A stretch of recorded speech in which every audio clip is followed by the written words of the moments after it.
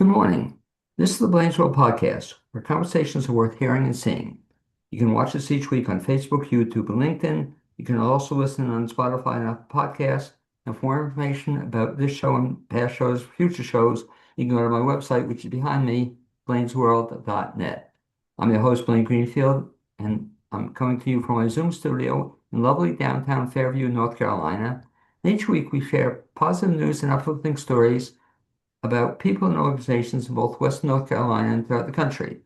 And to that end, it's my pleasure to introduce Sarah Swartz, who's the Development Director at the Blue Ridge Humane Society, being my guest today. And Sarah, you can feel free to wave to all your fans and friends who are watching this. Yeah, hello everyone. Thanks for tuning in.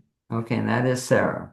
I should mention that Sarah has over 20 years experience working with both nonprofits and civic organizations to make the community she lives in a better place. And so you started when you were 9 or 10. Was that it? Oh, you're very kind. Okay, the youngest person ever in Henderson County. Prior to Blue Ridge Humane Society, she held positions at United Way of Henderson County and the Party Hospital Foundation. An avid fitness enthusiast and certified yoga teacher, Sarah enjoys hiking, working out at the local YMCA, and teaching yoga classes. So the question I always ask Sarah the first time I meet somebody is, as a kid, you grew up where? In outside of Boston, Massachusetts, in the town of Acton. Okay, and when you were growing up as a kid in Boston, Massachusetts, or outside Boston, did you always know you wanted to be this nonprofit person? I did not. I thought I was going to be a teacher or a journalist. Interesting. And it's funny because that's kind of my background. I started as a journalist, eventually went to teaching, but kind of what you do, I guess, is large part teaching, what you're It doing is very every much so. day. So what got you out of teaching and journalism into the nonprofit world?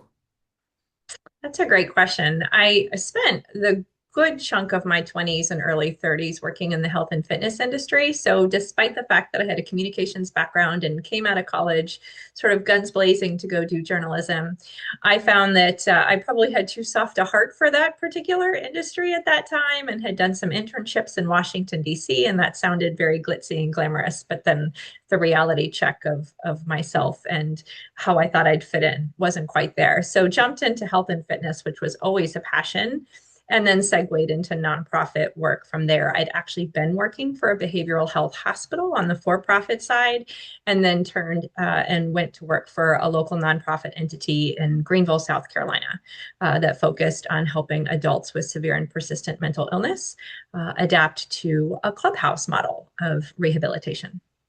So it's funny you say that because I had maybe similar thoughts, but I'm glad I got out of journalism in the sense that nowadays, especially with AI, I'm glad I'm Right. not in journalism.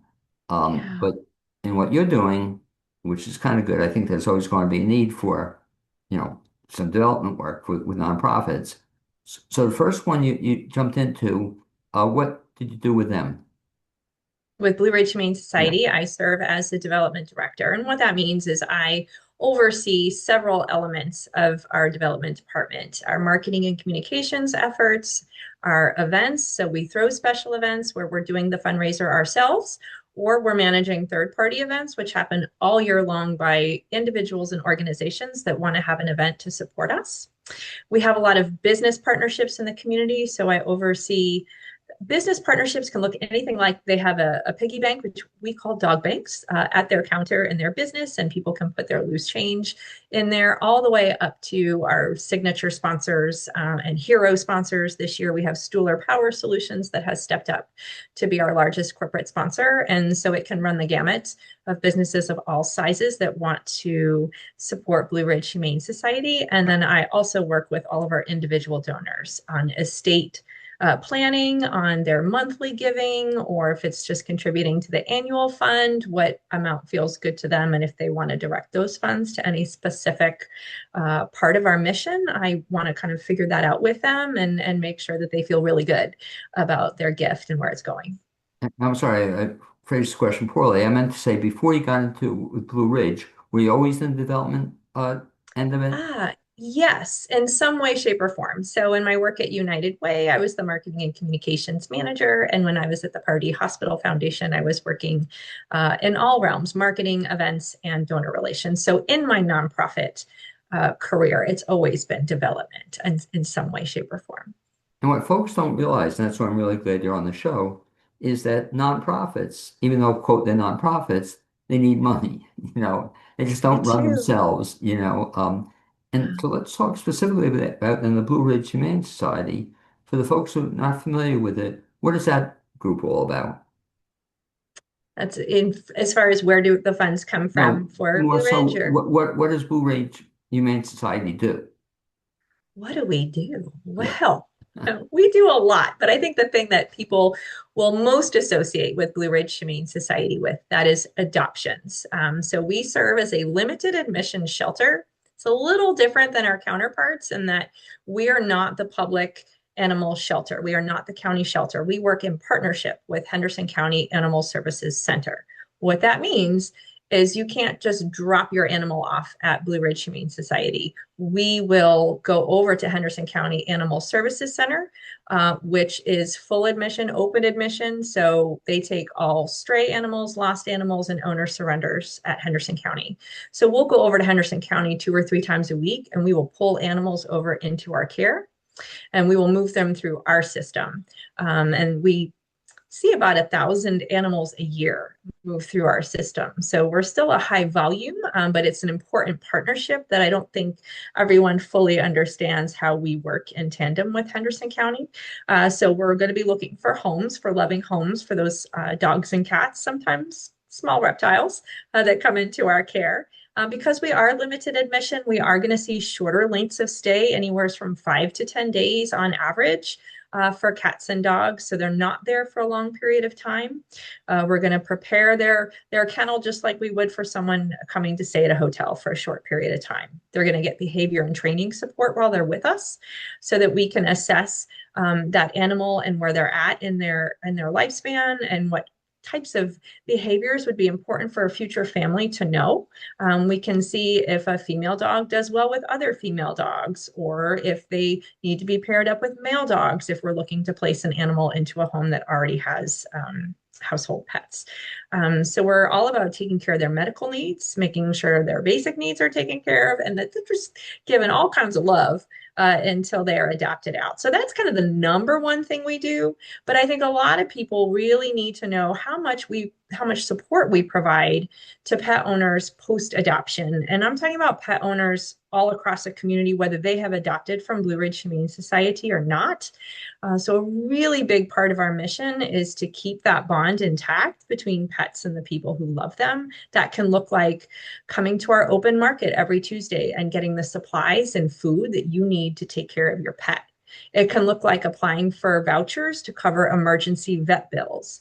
It can look like calling our pet helpline and getting tips on everything from what kind of cat litter should I be switching to because my cat doesn't like the litter that I'm using, to I need resources for euthanization, for veterinarians to come to my home, to I'm getting kicked out of my apartment and I need to find pet friendly housing. We can help with every stage of life of a pet. Pretty much any issue that a pet owner faces, our team can step in and support that pet owner. And the How do you, last tenet of what we do is education. So it's adoption, outreach, and education. how do you choose then which pets wind up at your facility? You mentioned that you only it's limited facility in terms of you mentioned for the year. What's the determination of who gets to be at your place?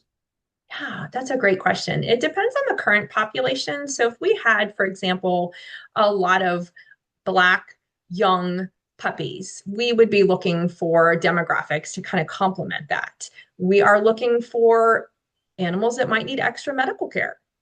So we will happily pull an animal into our care who we know is going to need some extensive medical treatment because we know we have the resources, thanks to our donors, to be able to get the care that that animal needs, whether it's an amputation, whether it is surgery or extraction. we're happy to step in and take care of those more gritty medical cases. We also pull animals that might do better in a foster home because we have a vast network of foster volunteers.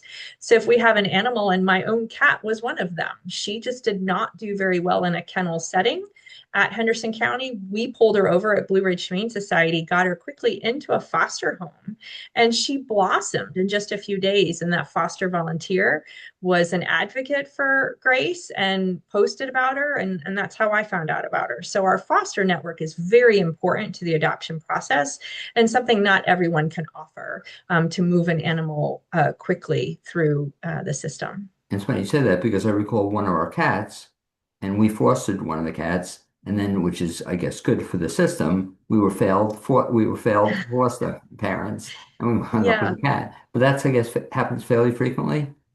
And I prefer the term foster win.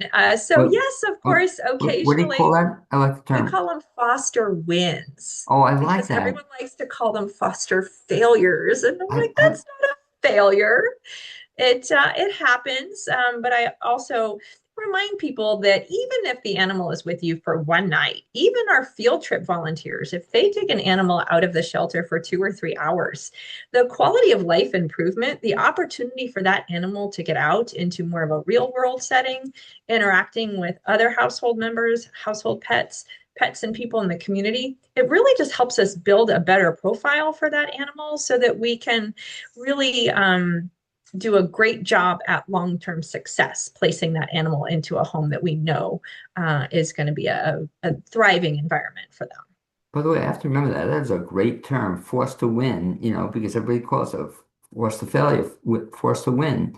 Now, in terms of fostering, so you're always looking for people to foster pets as well. Absolutely, always. Who is a good candidate to foster, or who should think about fostering pets? Yeah. Well, first and foremost, anyone with a soft spot for animals, dogs, or cats. Ideally, you might have a separate space in your home so that when that animal is coming into your home from the shelter, they have a place to decompress. It's very important that our animals do not interact with your household pets for a day Oh, or two, interesting. just to give them time, because that shifting is a lot of stress on the animals. So we want them to have a safe space to decompress. We're going to give all our foster volunteers everything they need. So you don't need to worry about having financial resources to do this because we are going to give you litter boxes, litter, cat food, cat treats, cat toys if it's one of our cats. If it's a dog, all the collars, leashes, enrichment, food, everything that you're going to need to take care of that dog. So, really, you need a big heart. You need a spare room and just time and attention to give to that animal to help us give them some relief from the kennel and know that your couch or your spare room is a much better environment for just about any dog or cat than being in their kennel. What about a way for people who've never had a dog or cat to see if Hmm. it's a good fit for them, or especially with kids? Is that a good way to introduce pets to It kids? is. We have a wonderful foster volunteer. I think by now she has housed over 50 of our animals. And that is one of the things she speaks to, is that it's teaching her children about responsible pet ownership and loving animals and animal communication and behaviors and really building up their self-esteem and giving them some empowerment for taking care of the animals. So I think that's a wonderful angle. We see folks that maybe can't commit to having a pet full time, either their work schedule, travel schedule, life can happen. And this is a perfect way to still open your heart and your home, and an animal's going to really benefit from the time that they have with you. Sometimes we have folks that have recently lost a pet and they're not quite ready to commit to having a pet full time, but having one in the home kind of makes them feel really good and connected to animal welfare. It must be tough, though, for somebody to be a forced parent, and you said you were, and we were also, to then give up the pet, and again, the whole idea of fostering, you're not locked into a permanent adoption, so it's your choice. Is there a Mhm. time framework you have to spend with a pet? Not at all, because it's really dependent upon when that animal has adoption interest. So if you've taken, and we have a couple of different classifications of fosters. So I'll take a minute to talk about Please. neonate kitten fosters because this is the season. We have just entered kitten season. So this is about a 6 month time period where we're going to see a lot of kittens coming into the county shelter, and therefore a lot of kittens coming into our care. And these neonate kittens need bottle feeding and they need hourly attentive care. So that's a very unique group of foster volunteers that are helping us out right now. And so these animals obviously are not quite ready for adoption because neonate kittens need to be a certain weight in order to be available for adoption. So they're taking care of all their medical needs and they're helping them get ready for adoption. The next classification of foster volunteers, they're bringing home one of our animals that is available. And so they could be in your home for one night, and then we get an interest form the next day on that particular animal. And so our adoptions team, our support staff will connect the future potential adopter and the foster volunteer and see if that's a good fit, arrange a time for someone to come and see the animal, or the foster volunteer will bring the animal to the adoption center and let the potential adopter meet that animal at our center. So talk about how that then works out. So if you're interested in having a cat or adopting a cat or a dog, um, they come to your place if the pet is there, but then some foster folks have it, and then they don't. If you're a foster parent, do you get first dibs at keeping the pet or not necessarily? Yeah, well, we are first come, first serve. So if you're home with that animal and you know you want to adopt, you just let us know and we can process everything online and digitally these days with, sending you the link to your phone and you can do everything from home. And so it does happen. And sometimes families just don't know if they're quite ready to adopt and they'll foster an animal and it is a great fit. And that like I said, that's a win-win. And so we'll process the adoption. But if someone has interest in that animal, then we want to honor the place that that person is in, that potential adopter is in, and arrange the meet and greet for them. Okay, so like I love how you say it too. It is a win-win situation that both sides win if the adoption takes place. How often does it happen that a foster becomes a permanent resident Oh of gosh, the that's person? probably a weekly or biweekly occurrence. I mean, we definitely see a couple a month, Well, I'm saying two to four a month. out of 100 pets, how many wind up staying with their fosters or get adopted? So as far as our release rate, I mean, we have 99% of our animals that will eventually get adopted out. The percentage of which ones are adopted by foster Oh, okay, volunteers well, versus like general public, I think we do adopt out probably four or five to our own foster volunteers every month. And on average, we have 90 to 100 adoptions a month. So again, I was a communications major. So whatever math ratio that comes out to, yeah. the Well, vast majority are adopted out to the general public, but then there's a few that stay.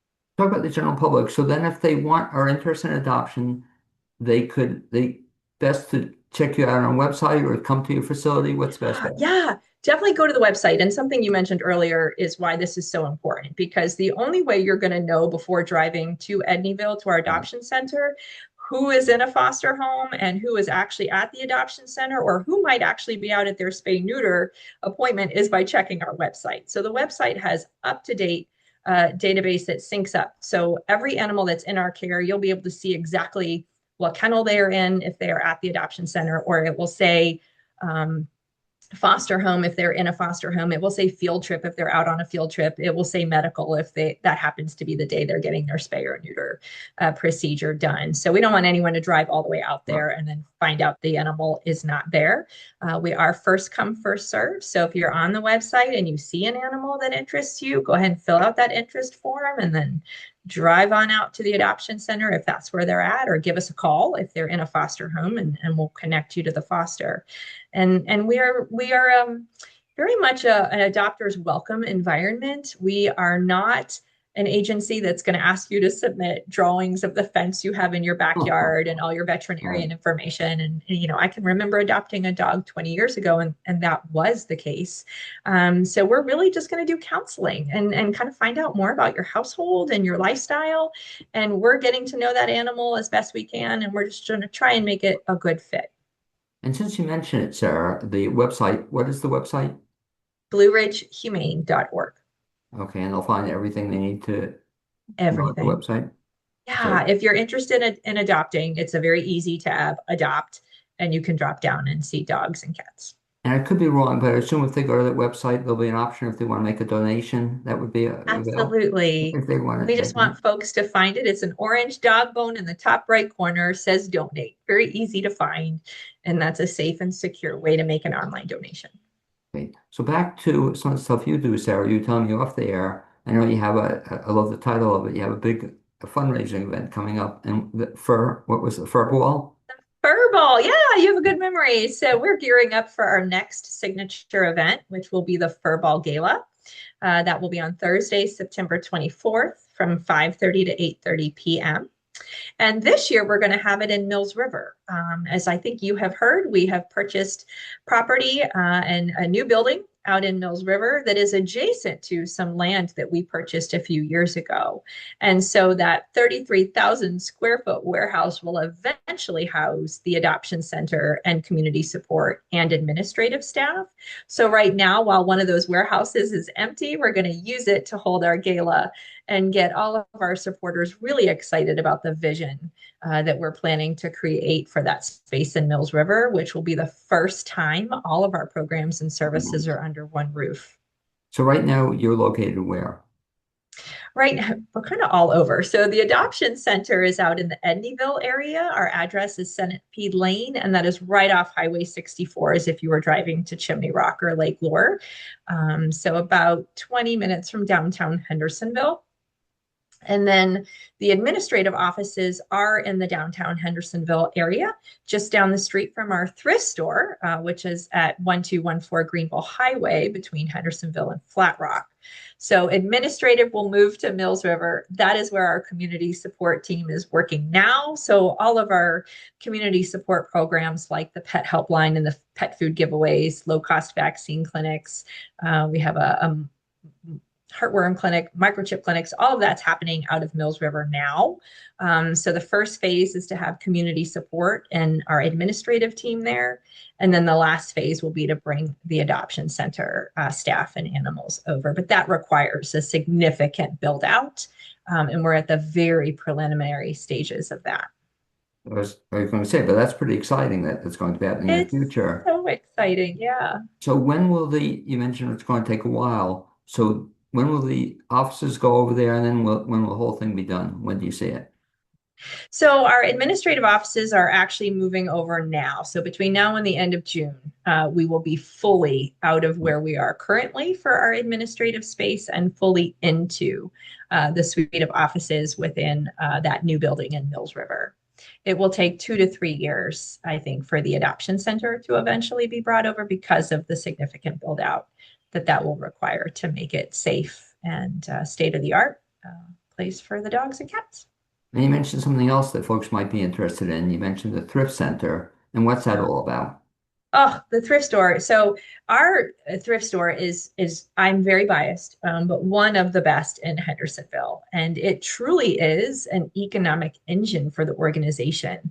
So that thrift store brings in about a third of our operating Wow. budget every year. So it's important that people know how to donate their gently used items to our store, that they know when they can go shop and get some great deals, because that is the largest source of revenue for the organization by far is the thrift store. So it is significant. They do a phenomenal job, our volunteers and staff, and that is a piece of the organization where we couldn't do what we do without our volunteers. So at any given time, you'll find about 3 volunteers to every 1 staff member that is at the thrift store and helping, whether it's donation intake or pricing or steaming clothes or helping us set up things on the floor or working our cash registers. It is a largely volunteer-led effort with just a few staff that work full time. And where is that located? It is at 1214 Greenville Highway. So for folks in Hendersonville, that's going to be between Publix and the Rotary to get into Flat Rock. So it's on that main stretch of road, 225, between downtown Hendersonville and the village of Flat Rock. Yeah, I think I've seen it. It's like it's by itself. It's not. It is. Okay, It's a I've seen separate it. building. It actually used to be our administrative offices, but it's a standalone Blue Ridge Humane Society thrift store. And what's cool about it, it doesn't look like a typical thrift store, if I'm thinking the same thing. When you No, drive, it actually looks like a house yeah, office yeah. there with, as of course, not enough parking, but there's only so much I can do about that. Okay, no, I know it. The only bad thing about thrift stores, I shouldn't tell my wife about it. If she winds up donating stuff by it to them, then she winds up buying them back later. I She'll mean, it does happen. that's it. She'll see stuff and then she'll want it back again, and that's funny. So you mentioned something else too, and as we're winding down here, you mentioned volunteers, and so let's talk about the role that volunteers play within the organization. Absolutely. Volunteers are essential to what we do. So if you're volunteering at the thrift store, I just mentioned a whole bunch of ways you can help. It can be interacting with the public, helping with the cash register, ringing things up, helping people out on the sales floor. But for folks that maybe don't want to be out front, we need tons of people in the back to help with processing the donations that are dropped off, getting them to the right section, everything getting cleaned, our clothes getting steamed, and just sorting through all the things that come in is a pretty monumental effort. And so we are always in need of volunteers at the thrift store. As far as the adoption center, we're always looking for folks who want to come and help us walk the dogs, folks who want to help cuddle with the cats. We also have folks that really enjoy doing dishes and laundry. And we have a place for you at the adoption center because we go through a lot of linens and a lot of dishes at the adoption center, and we need help cleaning all of that. We have volunteer opportunities for folks who want to take our animals out for a few hours on field trips. We talked at great length about the foster volunteers. That's a big part of our adoption process. We have a number of volunteers who help out in office roles. They might help answer the phones at the adoption center and greet potential adopters. I have a couple of volunteers that help with development. We have these dog banks I mentioned earlier all around town at different businesses. And I have a volunteer who loves to come in and run all those coins through our coin counter and get them all wrapped up to go to the bank. We have volunteers who will help at our special events. They'll help us table. They'll help plan our signature events and work the signature events. So if you have an interest, we can pretty much find a volunteer opportunity for you. And in terms of volunteers, any age range you seek them, or any youngest to Yeah. old? You don't have to talk about oldest, but youngest Yeah, the volunteers. youngest would be 7. And those are going to be Wow, children that are coming with their parent sure. to volunteer. We see that a lot in the summer and then on the weekends, particularly at the adoption center. But typically, our volunteers are going to be 18 and up. And all you have to do is attend a volunteer information session one time to get oriented, and then you can log into our volunteer software and pick the opportunity that works for you, whether it's a recurring opportunity every week or you just want to volunteer every now and then when you have time. All volunteers are welcome. And one of the great things about volunteering, and you kind of indicated it, is that you can actually choose what your interests are. So if you're a journalism major or you're interested in marketing major, I assume you could put them to work in different capacities. Absolutely. We will have volunteers help monitor some of our social media channels, our Right. lost and found channels. So yeah, we can take you if you like to write or enjoy being on social media. And lastly, I think if I heard correctly, you're kind of a good example of this. At one time, you had been a volunteer. I Um, was, yeah, w- that's how I got started. and I want to mention that that's a great way to check out a career or something you're interested in. Just volunteer, and you can determine whether this is for you or not. So that's pretty Yeah. cool that you It did is that. very cool. And, I always like to tell people my history with Blue Ridge Humane Society started as a shopper because I would come to retreats at the Canuga Conference Center from the Greenville, South Carolina area. And we would always make a special trip into town to go to the Blue Ridge Humane Society thrift store. So I was a shopper first and a board director and volunteer second, and then segued to staff. And I do feel like, and somewhere in there, I was an adopter. So I think it's really important as a staff member to have these unique vantage points along the way, particularly if you're working in development and you want to be able to help people understand all that we do for the community and all the different ways that people can plug in. Support doesn't always have to look financial. Of course, that's the fundamental what makes us go. But our volunteers and people who want to, buy extra bags of dog food and drop them off to us. It all matters. Every little bit makes a big difference. And that's a great final point you made. I'll use this final point because we've done that too. Then we've had pets have passed, and we had extra food, and there's a place for it. You'll take pet food, you'll take pet supplies. We will. Anything that is not opened and has Right. not expired, we will happily take. And I recently did a presentation for our staff, and one of the things was, what do people maybe not know about your job?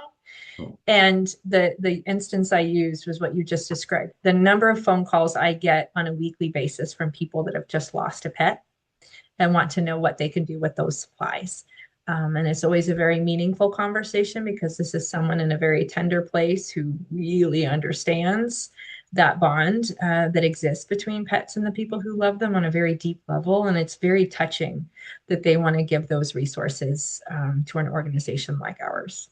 And Sarah, one last time, if you repeat the website, which is, I guess, the first place people should go to, check out the website. Yes, It's what?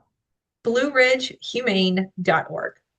Okay, and you'll find everything you need to know and more. Everything you need about adopting, volunteering, donating, our events, it's all on there. And the fur ball, they can find out about And that. the fur ball, yeah. And Get Lily, involved, events, there it is. yeah, I should just ask you. So, what happens at the fur ball? So they come to the event, they see the facility. What else happens? Yeah, so you're going to have amazing food. You're going to be able to participate in a raffle. You're going to hear a lot about our mission. So we like to incorporate a program that connects everyone that's attending the fur ball to our everyday work. This particular fur ball is a little unique because we are going to be basically in an empty warehouse that's going to eventually house the adoption center. So this year's fur ball will take on a little bit of an extra narrative to tell people about our dreams, our vision, give them an update where we stand with getting drawings and floor plans and moving forward with a capital campaign, of course, to secure funding. But really, it's about celebrating new beginnings this year. Okay, well, certainly it sounds like you have a lot of stuff happening. So wherever you're doing, just keep it up. I thank you for all you do for the community. And I Thank also you. like to thank my producer, Kathy Setti, and Sarah Swartz. Hopefully one day we'll bump into each other. That'd be great. Thank I you. would love that. Thank you for having me.